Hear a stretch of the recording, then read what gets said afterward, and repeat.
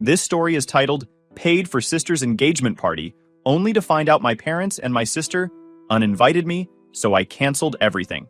Now they are begging. Hi everyone. Before we dive in, a quick favor. If you enjoy content like this, please hit the subscribe button. It's free, supports the channel, and make sure you never miss out on amazing videos. Alright, let's get started. Hey, so I guess I'll just jump into it.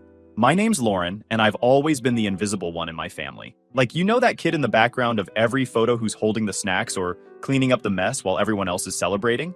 Yeah, that was me. And honestly, it all started when my little sister Amber I was 5 when she came into the picture, and before that, I thought life was fine. I was just a kid, drawing on walls, watching cartoons, and getting all the hugs and bedtime stories. Then, Amber showed up, and suddenly, it was like someone turned off the spotlight on me. Everything became about her. At first, I thought, okay, babies are cute. They need a lot of attention, right? But this wasn't normal new baby stuff. My parents didn't just love Amber. They worshipped her. Mom would hold her up and say, "Look at our little star." Dad would beam like she'd just cured cancer. Meanwhile, I was over there like, hello? I drew this picture of a dinosaur. And my mom would glance at it and go, "That's nice, honey," before cooing over Amber's ability to burp on command. By the time Amber was 3, she was the star of every family event. She took up ballet, and Mom would invite everyone over to watch her spin around in a tutu. I swear every single one of my relatives has a video on their phones of Amber doing some twirl in the living room while I'm in the corner, setting out cups of juice. "Lauren, help me with this," Mom would say, not even looking up as I passed out napkins and plates. The thing is, Amber was genuinely good at stuff. She was always picked first for talent shows or school plays. It was like she was born with this magnet that just pulled everyone in. And me? I was just there. I didn't hate her or anything. I just felt like I didn't exist. But it wasn't just the family stuff. It was everyday life too. Like, I'd come home from school ready to tell my parents about getting an A on my science project, and before I could even open my mouth, Mom would be like, "Lauren, take Amber outside to practice her cartwheels." No, "Hi, how was your day?" Or, "Great job on your project." Just, "Go help Amber." And then there were the chores. Oh my God, the chores. I don't think Amber even knew where we kept the broom. If there were dishes in the sink, they were mine to clean. Laundry piling up? Guess whose job that was? I started learning how to cook at 8 because Mom was always too busy taking Amber to dance class. "You're the big sister," she'd say. "You need to set an example." It wasn't like I wanted a parade for folding socks, but it would have been nice to at least feel noticed. The only time anyone paid attention to me was when something went wrong. If Amber spilled juice on the carpet, it was because I didn't watch her closely enough. If she scraped her knee, it was because I wasn't careful. I don't know how I managed to be blamed for things even when I wasn't in the room. One day, my teacher called home to tell my parents I'd been helping other kids with their math homework. I guess she thought they'd be proud or something. Instead, when I got home, my mom just said, "That's nice. Did you remember to clean the bathroom today?" Like, are you kidding me? The bathroom? The only real escape I had was school. I threw myself into my classes and signed up for as many clubs as I could. Anything to stay out of the house. I even started going to the library after school just to avoid the constant, "Lauren, can you do this for Amber?" Amber, meanwhile, was getting awards left and right. She had this shelf in the living room just for her trophies and medals. Dance competitions, talent shows, even some random art contest she entered once. If she so much as sneezed, Mom and Dad were clapping. And if I said anything about it, I was being negative or not supportive. One Christmas, I remember asking for a set of colored pencils because I loved drawing. When I unwrapped my gift, it was a pack of basic pencils. You know, the kind you'd find in a classroom supply box. Amber, on the other hand, got a brand new ballet bar and a custom leotard with her name embroidered on it. I don't even think she said thank you. The worst part was, Amber wasn't even mean about it. Like, she wasn't a bully or anything. She just existed, and everyone else acted like that was enough. She didn't have to try. She didn't have to work. Everything was handed to her because she was Amber.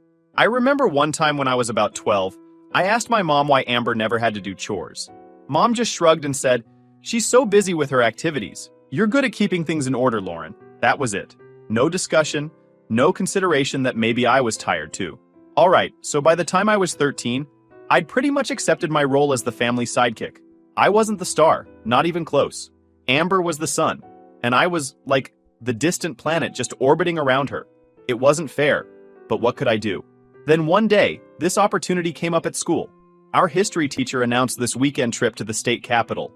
It was this big thing where we'd visit museums, the old courthouse, and even meet some local officials. They only picked a handful of kids, and somehow I made the cut.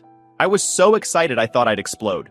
When I got home, I handed Mom the permission slip and started rambling about how amazing the trip was going to be.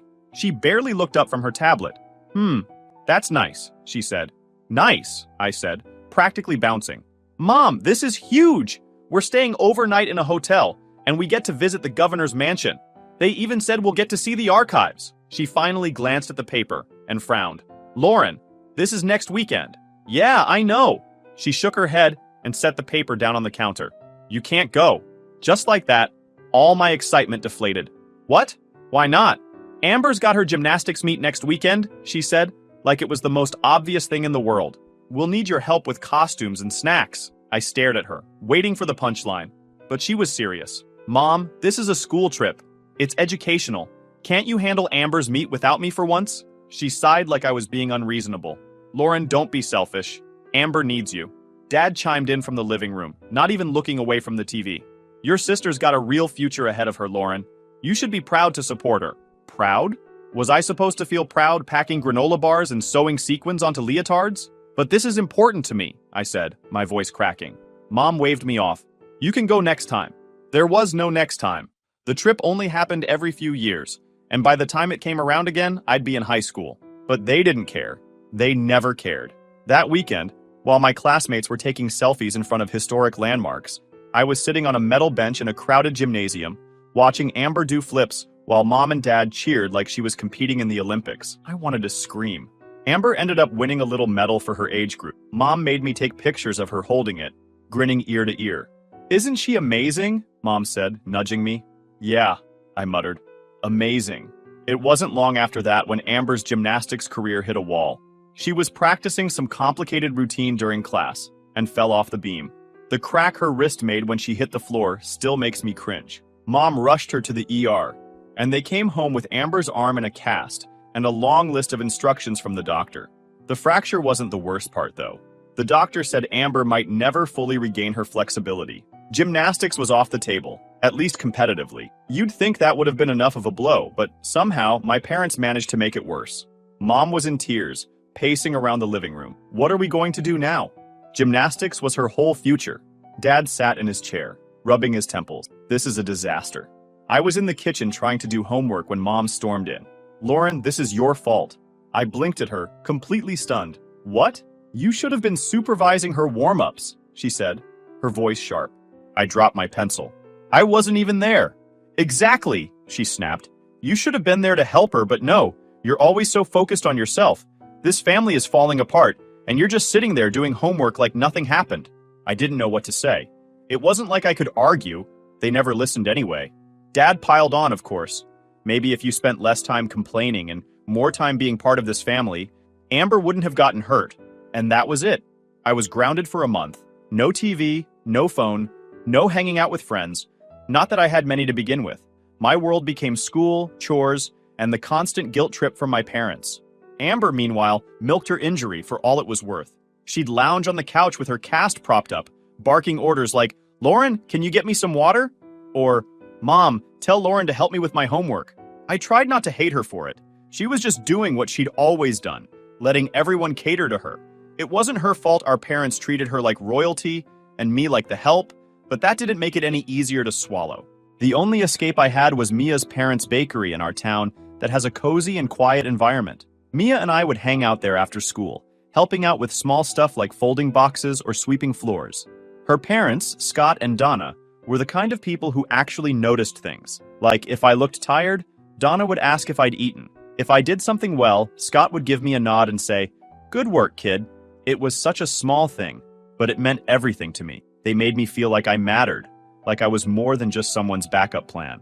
The thing is, my parents could have been like that if they'd tried, but they didn't. They were so busy propping up Amber that they couldn't see me standing right in front of them, drowning in their expectation. I stopped expecting things to get better. If they hadn't noticed me by now, they never would. By the time I hit 18, I was just going through the motions. I didn't really talk to my parents unless I had to, and I spent as much time as possible at school, the library, or Mia's family's bakery. Home didn't feel like home anymore. It felt like a place I was stuck in until I could figure out how to leave. Senior year rolled around, and for the first time in forever, I felt a little bit of hope. I'd been working my butt off in school, and it finally paid off when I got accepted to a state university. It wasn't some Ivy League or anything, but it was solid, and it felt like my ticket out. Plus, I got a partial scholarship. Not enough to cover everything, but it was a start.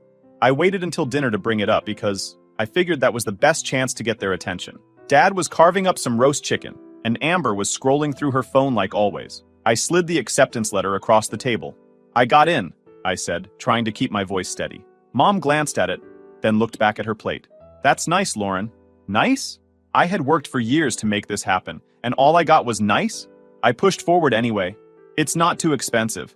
I've already got a scholarship that covers part of the tuition. I just need a little help with the rest."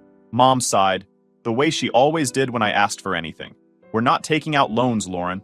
"I'm not asking for loans," I said quickly. "I just need some help up front. I'll pay it all back. I'll even sign something if you want." Dad finally looked up. "College isn't for everyone, Lauren. Some people are better off getting jobs right away."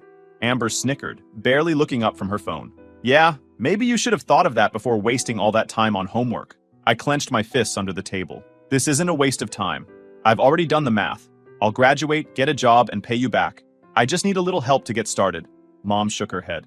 "We don't have the money, Lauren. You need to be realistic. Maybe there's a job at the mall or something. Plenty of people do fine without college." I stared at my untouched plate, fighting back tears. They had the money. I knew they did. Amber's gymnastics lessons weren't cheap, and neither were the endless art supplies and piano lessons they bought her after she quit gymnastics. But when it came to me, nothing. After dinner, I went to the bakery, hoping Mia would be there. I needed someone to vent to before I exploded. She was wiping down the counter when I walked in, and the second she saw my face, she knew something was wrong. "What happened?" she asked, putting down the rag. I slumped onto a stool and told her everything. How I got into college, how I just needed a little help, and how my parents basically told me to get lost. "I did everything right," I said, my voice cracking. "Straight A's, all the extracurriculars, and they don't even care." Mia didn't say anything right away, which was weird for her. Usually she had something sarcastic or funny to say to cheer me up, but this time she just nodded. "Hang on," she said, disappearing into the back room. A few minutes later, she came back with her parents. They had always been kind to me, but I wasn't expecting what came next. "Lauren," Donna said, sitting down across from me. "Mia told us what's going on. We want to help." I started shaking my head. "No, I can't ask you to do that." "You're not asking," Scott interrupted. "We're offering. You've been part of this bakery for years, and we've watched how hard you work. You deserve this chance." Donna nodded. "We'll cover your tuition. You'll work here part-time after classes, and you can pay us back when you're able. No interest, no rush." I couldn't believe what I was hearing. These people weren't even related to me, and they were willing to do more for me than my own parents ever had. Tears started streaming down my face, and for the first time in a long time, they weren't from anger or frustration. They were from relief. That night, I went home and packed my things. I didn't make a big announcement or anything. I just quietly filled a couple of bags with clothes and essentials. The acceptance letter went on top, like a reminder that I was finally getting out. When I left the next morning, my parents barely noticed. Mom was busy making breakfast for Amber, and Dad was already halfway out the door for work. Amber didn't even look up from her phone. College felt like stepping into a whole new world. It wasn't perfect. I had to juggle classes, part-time work at the bakery, and the general stress of being broke most of the time. But it was mine. For the first time in my life, I wasn't cleaning up after anyone else or getting blamed for things I didn't do. I could finally just focus on me. My dorm was nothing fancy. It was small, the mattress was lumpy, and my roommate Steph had a habit of blasting country music at random hours. But we got along well enough. She was a freshman like me, and we bonded over late-night study sessions and cheap takeout. We weren't exactly best friends, but it was nice having someone to talk to who didn't see me as Amber's sister. Classes were no joke. I'd always been a good student, but college was on another level. I was majoring in business administration, which sounded kind of boring at first, but the more I got into it, the more it clicked. A lot of the stuff we learned about, budgeting, organization, problem solving, reminded me of what I'd been doing at the bakery. Only now I was learning how to take it to the next level. Speaking of the bakery, it was still a big part of my life. I worked there a few evenings a week and most weekends, handling everything from taking orders to managing inventory. It wasn't glamorous, but I loved it. I felt like I was really contributing to something meaningful. Plus, the regulars were always fun to chat with. There was Mr. Peters, who came in every Saturday for a black coffee and a cinnamon roll, and the group of college kids who swore by our blueberry muffins. One day, Scott called me into the back office. My first thought was, oh God, what did I mess up? But instead of being in trouble, he handed me a clipboard and said, "You've been doing a great job, Lauren. We're thinking of expanding our catering business, and we want you to manage it." I stared at him, completely stunned. Me? Manage it? You're organized, reliable, and you've got a good head for numbers, he said. We trust you. I didn't know what to say. No one had ever trusted me with something so big before. I won't let you down, I said, and I meant it. Taking on the catering business was a challenge, but it also felt like a turning point. I threw myself into it, creating schedules, managing orders, and even helping with marketing. I designed a flyer that we put up around campus, and within a few weeks we started getting calls for small events, study groups, club meetings, stuff like that. It wasn't huge, but it was a start, and every successful event felt like a win. Meanwhile, my classes started to make more sense too. Concepts that seemed abstract at first, like supply chain management or financial forecasting, started to click when I applied them to the bakery. I'd sit in lectures and think, oh, this is just like what I did with the catering schedule last week. It was like everything I was learning had a real-world application, and that made it so much easier to stay motivated. Of course, things weren't perfect. There were nights when I barely got any sleep because I was finishing an assignment or prepping for a catering event. And there were times when I felt completely burned out, questioning if all this effort was even worth it. But then I'd remind myself of why I was doing it. I wasn't just working toward a degree or a paycheck. I was building a life where I didn't have to rely on anyone else, where I didn't have to be anyone's doormat. Back home, things were distant. My parents rarely called, and when they did, the conversations were short and superficial. "How's school?" Mom would ask. And before I could answer, she'd launch into a story about Amber. That Thanksgiving, I went home for dinner out of obligation more than anything. Amber was sitting at the table, flipping through photos on her phone while Mom bustled around, making sure everyone knew about Amber's newest art classes. I tried to tune it out, focusing on the mashed potatoes on my plate. But then Mom said something that made me freeze. "We've been saving for years to make sure Amber can go to the college of her choice." I stared at her, my fork hovering midair. "You've been saving for Amber's college?" Mom looked up, confused. "Of course. We've always wanted to give her the best opportunities." The best opportunities. Right. The same parents who told me to get a job at the mall when I needed help for my tuition. The same people who couldn't be bothered to care about my grades or my plans. I didn't say anything else. I couldn't trust myself to speak without losing it. I finished my dinner in silence, the sounds of my family's laughter and chatter grating against my nerves. Amber, of course, looked pleased with herself, like it was only natural that our parents would prioritize her. That night, back in my childhood bedroom, I made a decision. If my parents didn't care enough about me to invest in my future, then fine. I wouldn't waste another ounce of emotional energy on them. From now on, our relationship would be strictly transactional. They didn't see me as their daughter, so I wouldn't act like one. It was easier than I thought to detach. The highlight of my sophomore year came when I crossed paths with Mr. Wallace. Well, he showed up one evening, looking as sharp as ever in his tailored suit that screamed business. He ordered his usual coffee and muffin, and as I rang him up, he smiled and said, "Lauren, right?" I blinked. Yeah, that's me." He nodded. "You've done a great job with this place. I've been watching how smoothly everything runs here, and it's impressive." "Thanks," I said, a little flustered. "It's a team effort, though." "Still," he said, handing me his card again. "We're always looking for smart, hardworking people at my firm. If you're interested, give me a call when you graduate." I tucked the card into my pocket, my mind racing. A part of me wanted to jump on the opportunity right then and there, but I reminded myself that I still had 2 years of school left. Still, the fact that someone like him saw potential in me felt like a validation of everything I'd been working toward. By the end of sophomore year, I'd paid back every cent Scott and Donna had loaned me for tuition. It felt amazing to hand them that final check, knowing I'd kept my promise. For so long, I'd been chasing validation from my parents, trying to prove I was worth something. But now I realized I didn't need their approval. I had people in my life who saw my value, and that was enough. By the time I hit junior year, I was cruising. Not in an easy way. Life was still busy and exhausting, but I had found my rhythm. Classes were going well, I was making good money at the bakery, and the idea of a real future didn't seem so far away anymore. That's why it caught me off guard when my parents called one evening. I debated ignoring it, but something told me to pick up. "Hi, Mom," I said, bracing myself for whatever Amber-related update was coming. "Oh, Lauren," she said, her voice shaky, like she'd been crying. "We need to talk." My stomach dropped. "What's going on?" "It's just," she sighed heavily. "Your dad made some bad investments, and things are tight right now. We're struggling to cover the bills." I blinked, unsure of what to say. My parents had never been the type to admit they were struggling. I'm sorry to hear that, I said cautiously. We were hoping you could help, she said quickly, just until we get back on our feet. You've always been so responsible, and we know you're doing well now. There it was. They didn't care how I was doing or what I'd been through to get to this point. They just wanted something from me. What kind of help are you talking about? I asked, trying to keep my voice neutral. Maybe you could set up a credit card for us, she said. Just something small to cover groceries and utilities. Nothing extravagant, of course. I sat there, staring at the stack of textbooks on my desk. The nerve of them, asking me for money after everything they'd put me through. But at the same time, I thought about what it would mean to say no. It wasn't about Amber or their choices anymore. It was about me deciding whether or not I wanted to play this role in their lives. All right, I said finally. But it'll have limits. $1,500 a month and that's it. Groceries, utilities, and essentials only. Oh, thank you, sweetie, Mom gushed. You don't know how much this means to us. The gratitude in her voice sounded genuine, but I didn't let myself get too comfortable. I knew how this would go. Setting up the card wasn't hard.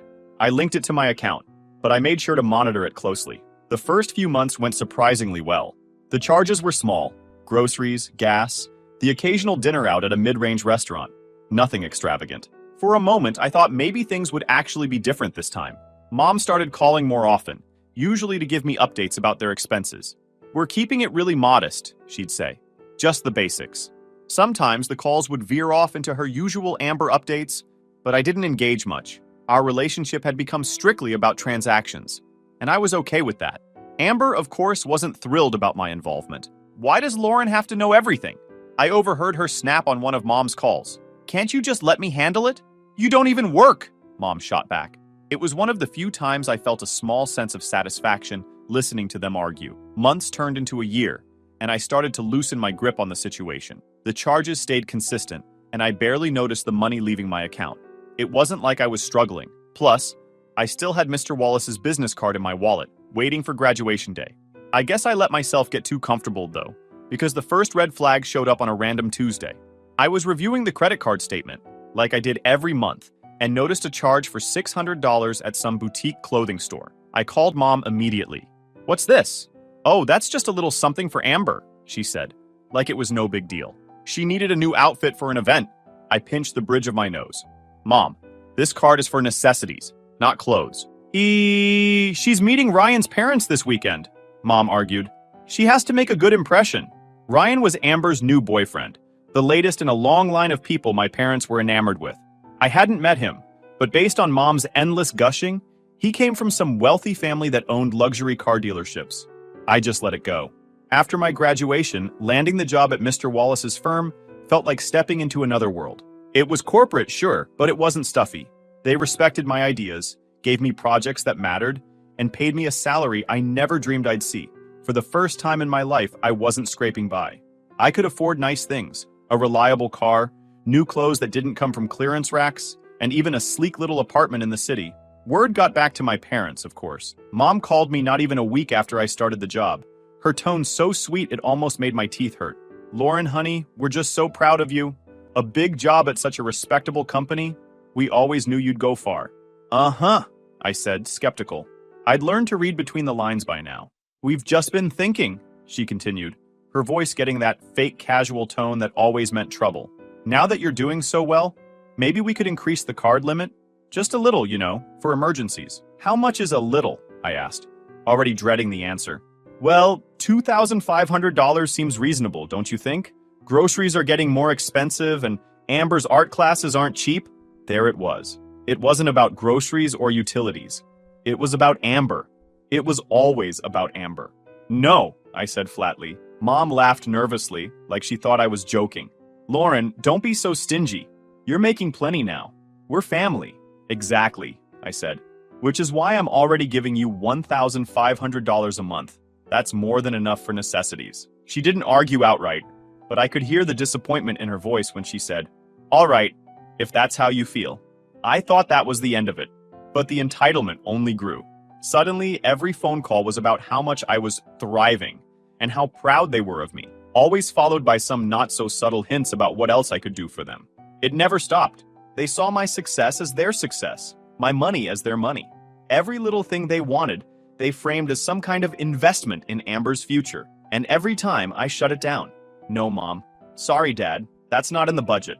I've already done more than enough. I could tell they hated hearing it, but I didn't care. I'd spent my entire life being their doormat, and I wasn't going back. By the time the betrayal hit, I should have seen it coming. I mean, how many chances can you give people before they show you who they really are? But even after everything, every ridiculous request, every guilt trip, I didn't expect it to be this bad. It started with a photo. I was at work, flipping through reports, when my phone buzzed with a notification. It was Amber's Instagram. Normally, I ignored her posts because they were always the same. Her posing in some expensive outfit or bragging about her latest achievement. But this one caught my eye because it was so over the top, even for her.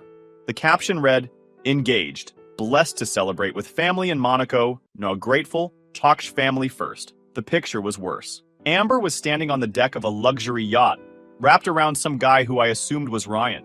My parents were there too, grinning like they'd just won the lottery. And to top it off, there were two other people I didn't recognize, probably Ryan's parents.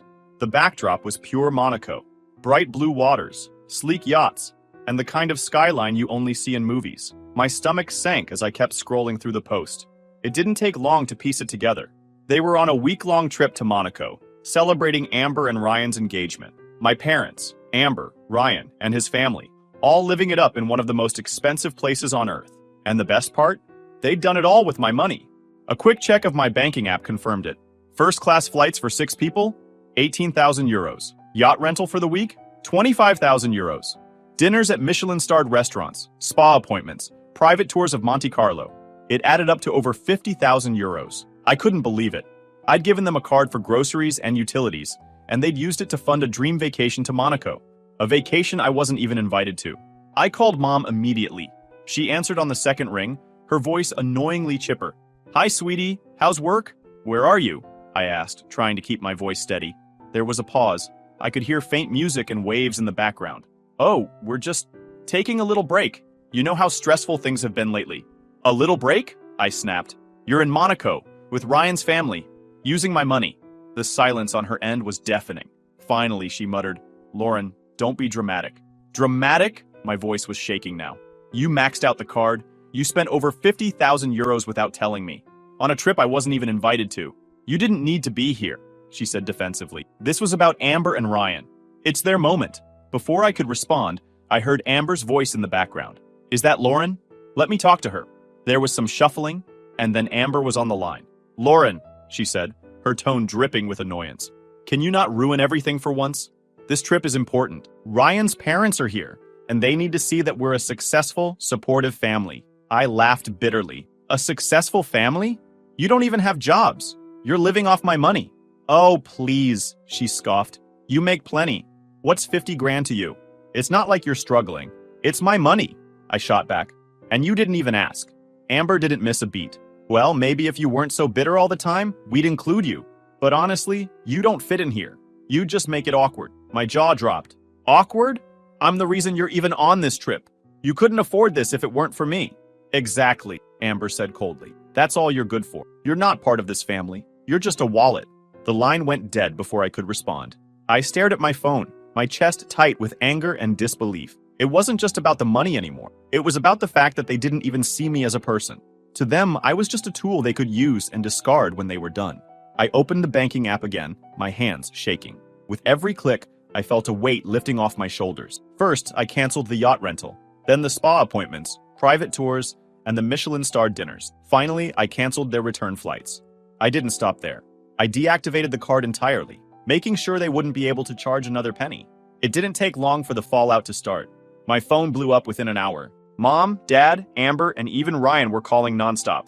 Mom's voicemail was full of fake sweetness. "Lauren, honey, please call me back. We need to talk. This is all a misunderstanding." Dad's tone was more threatening. "Fix this now, young lady. You're embarrassing the family." Amber, of course, went straight to insults. "You better undo whatever you just did, or I swear to God, Lauren, you'll regret it." Ryan even left a message. "I don't know what's going on, but you need to call us back immediately." I didn't respond to any of them. Instead, I blocked their numbers and logged out of social media for the night.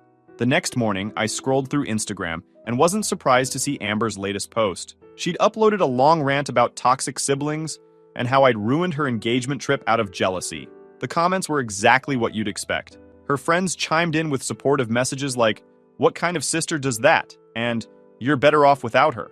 But I wasn't about to let her control the narrative. I posted my own response, complete with screenshots of the charges and the messages they'd sent me. So yes, I canceled everything. Actions have consequences. It didn't take long for the tide to turn. People started calling Amber out for her entitlement, and some even shared my post. By the end of the day, her comment section was full of strangers telling her to grow up. Through mutual friends, I found out what happened next. Without the yacht or their first-class flights, my family was forced to scramble. They ended up booking economy seats on a budget airline and staying at some low-end motel for the rest of the trip. As for Ryan's parents, they were furious. They'd thought my parents were well off, only to find out the entire trip was funded by me. "We trusted you," they reportedly told my mom. "You lied to us." Amber, true to form, made it worse. "Well, maybe you shouldn't be so cheap," she snapped at them. "If you can't afford Monaco, that's not my fault." Ryan broke off the engagement on the spot. By the time they got back home, the damage was done. And for the first time in my life, I didn't feel guilty. A week after they got back, my parents showed up at my apartment unannounced. I wasn't surprised. They'd always been persistent when it came to getting what they wanted. "Lauren, honey, please," Mom said through the door, her voice trembling. "We know we made mistakes. Just let us explain." Dad chimed in. "We can work this out. We're still family." I didn't answer. I sat on my couch, scrolling through my phone like they weren't even there. After about 20 minutes of knocking and pleading, they finally left. Later, my building manager told me they'd tried to convince him to let them in, claiming it was an emergency. He called me first, and I told him to send them packing. That night, I called Mia and invited her over for takeout. "You're famous, you know," she said, grinning as she scrolled through her phone. "Your post got shared in a bunch of family drama groups. People are calling you a hero for standing up to them." I laughed. "Great. That's all I need. Strangers rooting for me to ruin my family's life." "Ruin?" Mia raised an eyebrow. "They did this to themselves. You just stopped letting them walk all over you." She was right, of course. "Do you think they'll ever change?" I asked. Mia shook her head. "Probably not. But that's not your problem anymore." And she was right about that too. For the first time in my life, I didn't care what they thought of me. I didn't care if they were sorry or if they ever realized how badly they'd treated me. I was done. I wasn't the forgotten, invisible kid anymore. I wasn't the scapegoat or the ATM. I was just Lauren, living my life, and that was enough. Sometimes the hardest part of growing up isn't learning to stand on your own. It's learning when to walk away.